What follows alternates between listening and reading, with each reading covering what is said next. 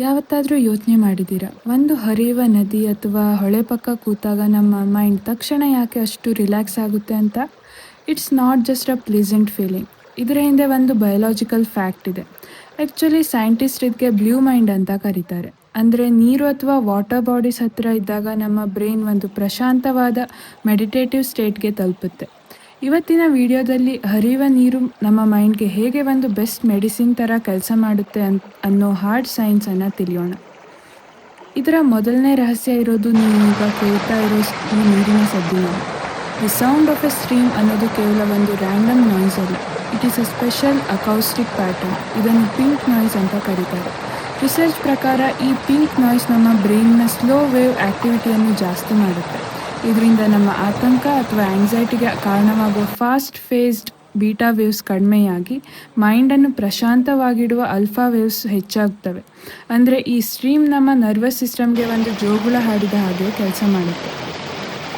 ಬರೀ ಶಬ್ದ ಮಾತ್ರ ಅಲ್ಲ, ಹರಿಯುವ ನೀರನ್ನು ನೋಡುವುದರಲ್ಲೂ ಒಂದು ಅದ್ಭುತವಾದ ಸೈನ್ಸ್ ಇದೆ.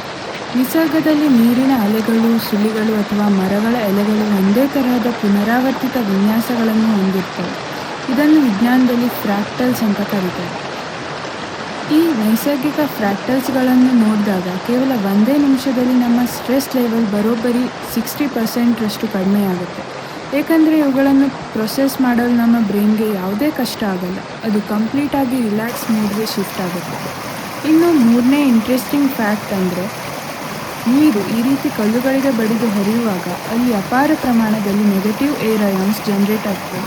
ಸೈನ್ಸ್ ಪ್ರಕಾರ ಈ ನೆಗೆಟಿವ್ ಅಯಾನ್ಸ್ ಹೆಚ್ಚಾಗಿರೋ ಜಾಗದಲ್ಲಿ ಉಸಿರಾಡೋದ್ರಿಂದ ನಮ್ಮ ಡಿಪ್ರೆಷನ್ ಸ್ಕೋರ್ಸ್ ಕಡಿಮೆ ಆಗುತ್ತೆ, ಬ್ರೈನ್ ಪವರ್ ಇಂಪ್ರೂವ್ ಆಗುತ್ತೆ ಮತ್ತು ಒಳ್ಳೆ ನಿದ್ದೆ ಬರುತ್ತೆ.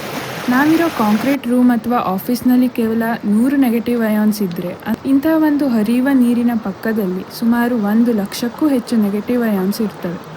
Every breath you take here is actually reducing your stress hormones. Finally, ಈ ಹರಿಯುವ ನೀರು ನಮ್ಮ ಮೆಂಟಲ್ ಫ್ಯಾಟಿಗ್ ಅಂದರೆ ಮಾನಸಿಕ ಸುಸ್ತನ್ನು ಕಂಪ್ಲೀಟಾಗಿ ಕ್ಯೂರ್ ಮಾಡುತ್ತೆ. ಸೈಕಾಲಜಿಯಲ್ಲಿ ಇದಕ್ಕೆ ಅಟೆನ್ಷನ್ ರಿಸ್ಟೋರೇಷನ್ ಥಿಯರಿ ಅಂತ ಹೇಳ್ತಾರೆ. ಇಡೀ ದಿನ ಸ್ಕ್ರೀನ್ ನೋಡೋದು, ಕೆಲಸ ಮಾಡೋದ್ರಿಂದ ನಮ್ಮ ಬ್ರೈನ್ ಸುಸ್ತಾಗಿರುತ್ತೆ. ಆದರೆ ನೀರಿನ ಮೂಮೆಂಟ್ ಇದೆಯಲ್ಲ, it gives a soft fascination. ಅಂದರೆ ನಮ್ಮ ಬ್ರೈನ್ಗೆ ಯಾವುದೇ ಲೋಡ್ ಕೊಡದೆ ನಮ್ಮ ಗಮನವನ್ನು ಇದು ಸೆರೆ ಹಿಡಿಯುತ್ತೆ. ಕೇವಲ 20 ನಿಮಿಷ ಈ ತರಹದ ಒಂದು ನ್ಯಾಚುರಲ್ ಎನ್ವಿರಾನ್ಮೆಂಟ್ನಲ್ಲಿ ಕಳೆದರೆ ನಮ್ಮ ಸ್ಟ್ರೆಸ್ ಮಾರ್ಕರ್ಸ್ ಗಣನೀಯವಾಗಿ ಡ್ರಾಪ್ ಆಗುತ್ತೆ ಅಂತ ಪ್ರೂವ್ ಆಗಿದೆ. It literally resets your brain.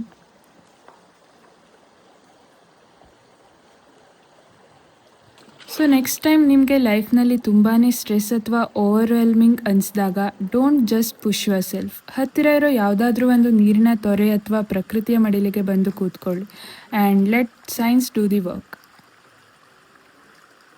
Thank you for joining me today. ಪ್ರಕೃತಿಯ ಹಿಂದಿರೋ ಈ ಸೈನ್ಸ್ ನಿಮಗೆ ಇಷ್ಟ ಆಗಿದ್ದರೆ ಸಬ್ಸ್ಕ್ರೈಬ್ ಮಾಡಿ. Take care and keep exploring.